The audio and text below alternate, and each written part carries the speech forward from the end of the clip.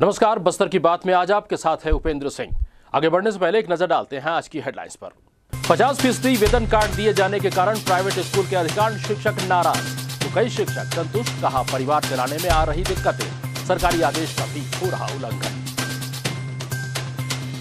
Ganganagar ward में जल भराव की समस्या से वार्डवासी और पार्षद दोनों ही परेशान।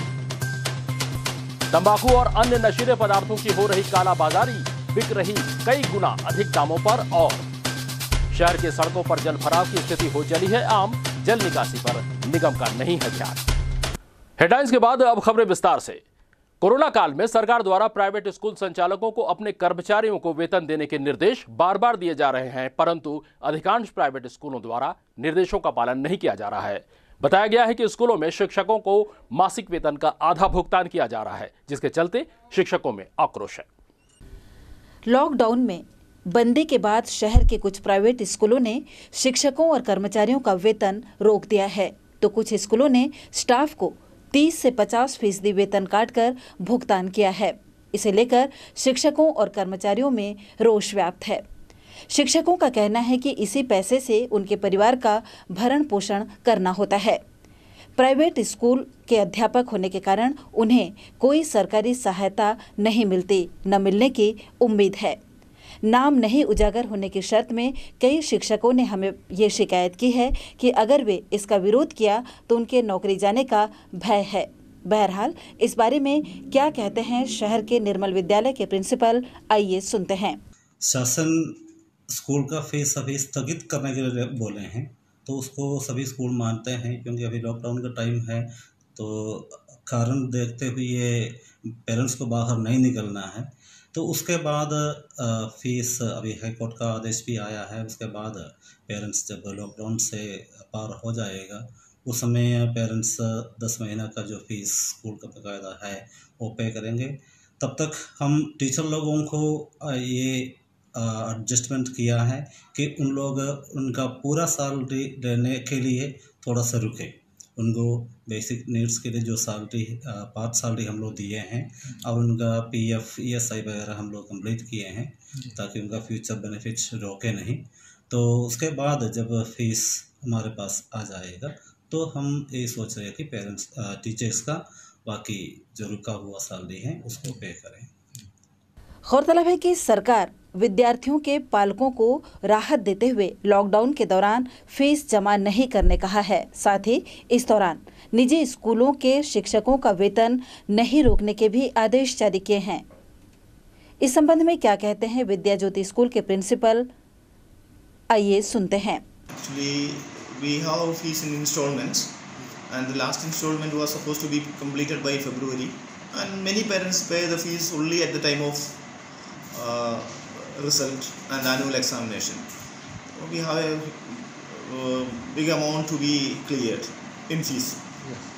और सैलरी को लेके हम टीचर्स से डिस्कस किया। एक्चुअली हमारा जो सिचुएशन है वो टीचर्स के साथ डिस्कशन हो गया, वो ऑनलाइन में और व्हाट्सअप चैटिंग के द्वारा डिस्कशन हो गया, और टीचर्स को भी इसके बारे में बता दिया, और उनको पार्शियल सैलरी, जितने भी स्टाफ है यहाँ दे सबको पार्शियल सैलरी दिए हैं। और उनका जो और पार्शियल भी ऐसा भी नहीं है कि परसेंटेज में जिनका ज़्यादा था उनका ज़्यादा कटिंग हुआ है, और जिनका मिनिमम था उनको तो लगभग पूरा ही दिया है। मतलब उनका घर चलाने के लिए जो बेसिक नेसेसिटीज़ के लिए जो ज़रूरी है उसको अभी किए हैं, और बाकी सैलरी जैसे स्कूल नॉर्मल सी रिटर्न होगा तब देने का वादा किया, और हम उसको करेंगे। और टीचर्स भी इस बात में हमारे ऊपर उनका भी भरोसा है कि हम उनको करेंगे, इसलिए उनके तरफ से भी कोई प्रॉब्लम नहीं है, वो भी अंडरस्टैंडिंग के साथ इसको एक्सेप्ट किए।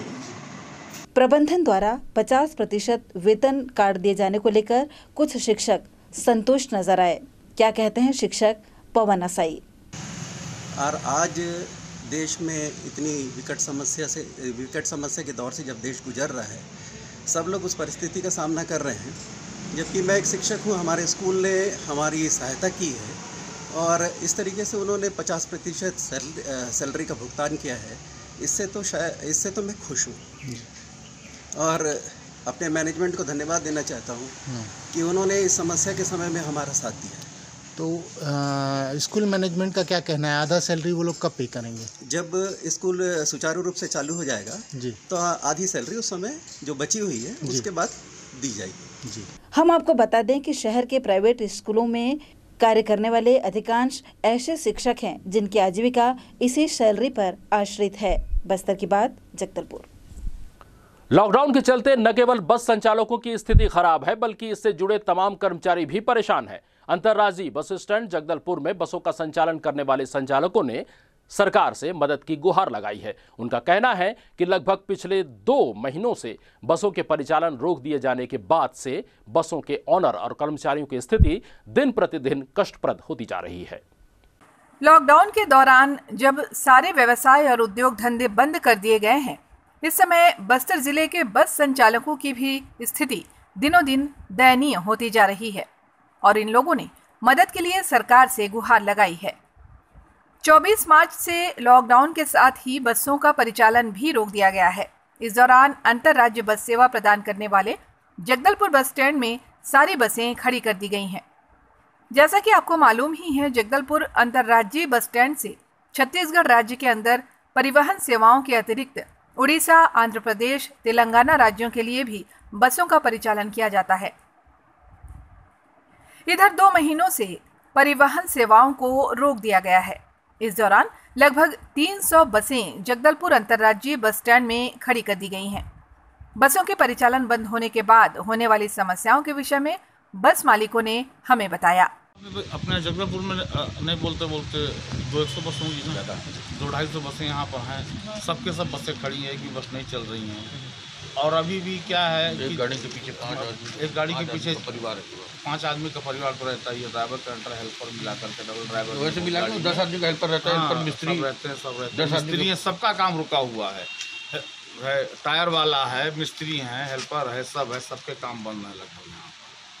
लॉकडाउन में छूट दी जा रही है, तो आप लोग भी ये चाहेंगे कि जो गाड़ियाँ चलें उसमें भी जो प्रशासन है पहले से ही इनके लिए नियमावली तय कर दे। नियमावली तय कर दे और हमको कुछ राहत दे। बगैर राहत के हम गाड़ी चलाने कंडीशन में नहीं रह गए हैं।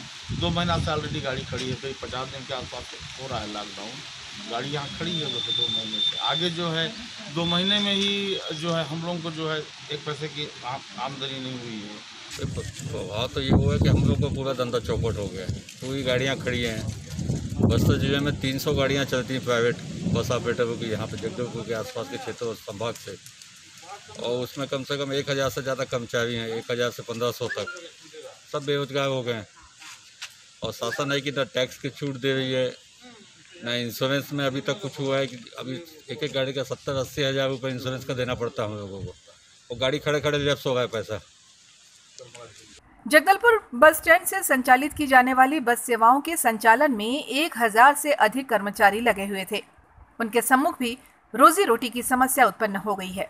इसके अतिरिक्त बड़ी संख्या में अप्रत्यक्ष रोजगार भी इन बसों के परिचालन से प्राप्त होता था, जिनमें टायर बनाने वाले और बसों का रिपेयर करने वाले, बस स्टैंड और उनके आसपास दुकानों का संचालन करने वाले भी सम्मिलित होते हैं। बस मालिकों के अनुसार प्रतिवर्ष 70 से 80 हज़ार रुपये इंश्योरेंस और टैक्स के अलावा बसों की किस्तों की राशि भी जमा करनी होती है, जो इस समय संभव नहीं है। वहीं सरकार के निर्देशानुसार सोशल डिस्टेंसिंग का पालन करने के लिए बसों की क्षमता का कुल 50% ही यात्री बसों में बिठाए जा सकते हैं। बस मालिकों के अनुसार इस व्यवस्था से उनके डीजल का खर्च भी नहीं निकलेगा। सरकार को चाहिए कि वो बसों का अधिग्रहण करके स्वयं इसका संचालन करें और संचालन से प्राप्त राशि का आधा हिस्सा उनको दे दे, जिससे बस के कर्मचारियों को रोजगार मिल जाए और उन्हें भी बस की लोन की किस्तें और आवश्यक खर्चों की राशि प्राप्त हो जाए। बस्तर की बात, जगदलपुर। बस्तर जिला ग्रीन जोन में शामिल होने के कारण यहां लॉकडाउन में ढील दे दी गई है।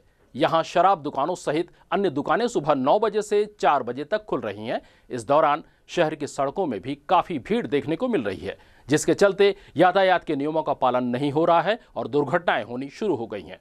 शहर में बुधवार को एक पिकअप वाहन ने ऑटो चालक को ठोकर मार दी।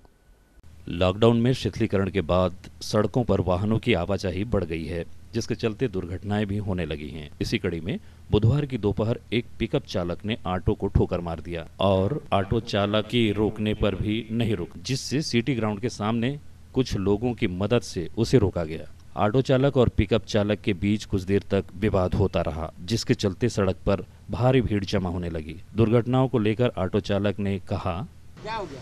मैं ला रहा था 2 सवारी पैसेंजर, ये अपना नवीन कन्या स्कूल पास से कट मारते मेरा गाड़ी को एक्सीडेंट कर दिया और उसके बाद गाड़ी को रुकवा रहा था तो भगा है। तो पुलिस वाले मिले, उनको बताया तो पुलिस वाले इनको पकड़े हैं और दारू पी गाड़ी चला रहे हैं। वहीं पिकअप चालक ने भी अपनी सफाई देते हुए कहा, मैं बीजापुर से रायपुर जा रहा हूँ खाली करके वापस, तो हम लोग अपने मतलब चल रहे हैं, भूखा प्यासा ऐसे भी है, आगे खाना वाना मिलेगा क्या, तो अपने मतलब दिमाग से अपने हो सकता है, सुनो हो सकता है इसको लग गया होगा, तो मैं तो गलती हो सकता है मान सकता हूँ, गलती लग गया होगा, पीछे लगा होगा, मैं क्या जानूँ, अपने रॉन्ग साइड में लगा क्या जानूँ। नहीं बात है, बट ट्रैफिक में क्या है इतना समझ में नहीं आ रहा है सर। सुनिए ट्रैफिक में कोई समझ में नहीं, जो पुलिस वाले गए सो आवाज़ किया तब मैं वहाँ पर रोका हूँ। सोमवार से शुक्रवार तक सभी व्यवसाय के लिए जो छूट मिली है, उसका परिणाम ये देखने में आ रहा है कि सड़कों पर वाहन की आवाजाही बढ़ गई है और दुर्घटनाएं भी हो रही हैं। उम्मीद है लोग यातायात के नियमों का पालन करेंगे और दुर्घटनाओं से बचेंगे। बस्तर की बात बस्तर की बात में लेते हैं छोटा सा ब्रेक। ब्रेक के बाद हम हाजिर होंगे कुछ और खबरों के साथ। देखते रहिए बस्तर की बात।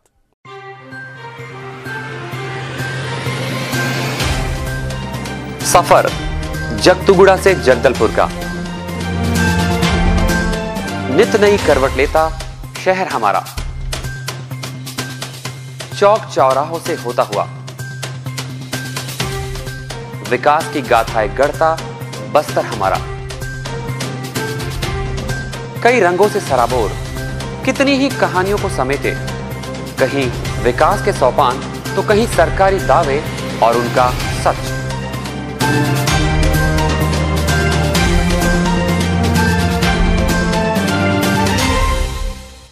आतंक से दहलते जंगल, जमीन और जीवन, साहस और धैर्य से करवट लेती जिंदगी, राजनीति की चौसर के जाने अनजाने दांव, व्यवस्था की खूबी कमी और खामी, खूबसूरत नजारे।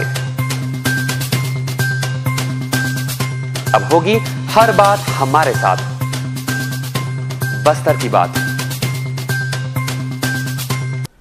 ब्रेक के बाद आपका स्वागत है। आइए बढ़ते हैं खबरों की ओर। पिछले कुछ वर्षों से नगर के सड़कों पर जलभराव की स्थिति आम हो चली है। इसका सबसे बड़ा कारण है पुलों के पास पाइप बिछाए जाने वाली पाइपलाइन बिछाते समय जल निकासी का ध्यान नहीं देना। पेश है एक रिपोर्ट। बारिश के दिनों में गीदम रोड पर जगह जगह सड़क के ऊपर से पानी बहने लगता है। कई जगहों पर ऐसा प्रतीत होता है मानो बाढ़ आ गई हो। विदित हो कि शहर के Sanjay Gandhi ward, Rajiv Gandhi ward, Shantinagar ward और जवाहर नगर वार्ड होते हुए गंगानगर वार्ड और राजेंद्र नगर वार्ड का पानी गीदम रोड से होकर बहता है। बारिश के पानी की निकासी के लिए चौड़ी नालियां भी बनाई गई हैं, लेकिन इन नालियों के ऊपर बना पुल कचरा से पट जाता है, जिससे पानी की निकासी अवरुद्ध हो जाती है।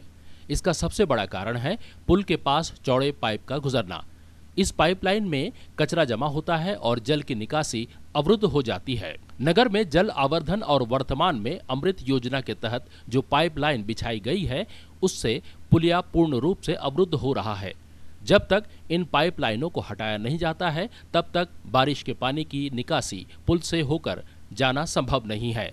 जानकारों का कहना है कि अमृत योजना की जो पाइपलाइन बिछाई गई है, वह नियम के अनुरूप नहीं है। एक्सपर्ट का कहना है कि संबंधित विभाग के अधिकारियों द्वारा भी लापरवाही बरती जाती है, जिसका नतीजा लोगों को जल निकासी की समस्या से दो चार होना पड़ता है।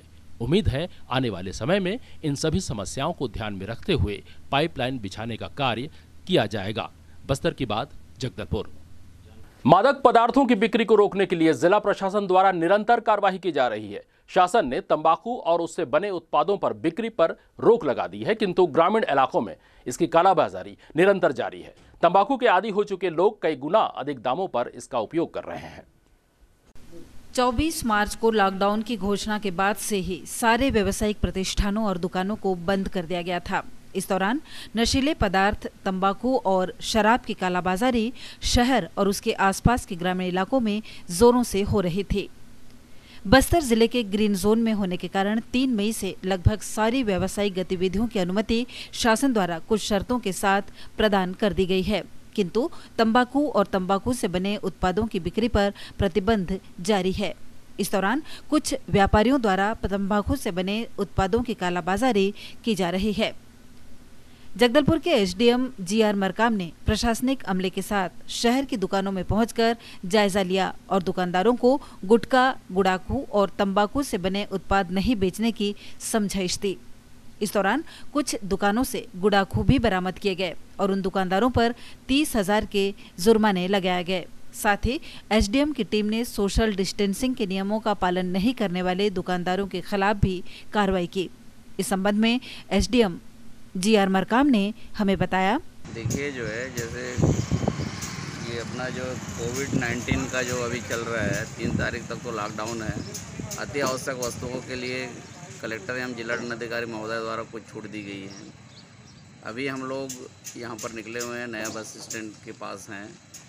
जैसा कि आपको पता है कि जैसे थूकना में 500 रुपये का जुर्माना है, ठीक है। सोशल डिस्टेंसिंग को मेंटेन करना है, ठीक है जी। और उसके अलावा मास्क जो अपने को लगाना है ताकि जो है कोरोना के प्रकोप से बचा जा सके। और आज 5-7 लोगों से जुर्माना इन्हीं सब कारणों से मतलब हम लोग कर चुके हैं। आगे भी कार्रवाई करते रहेंगे।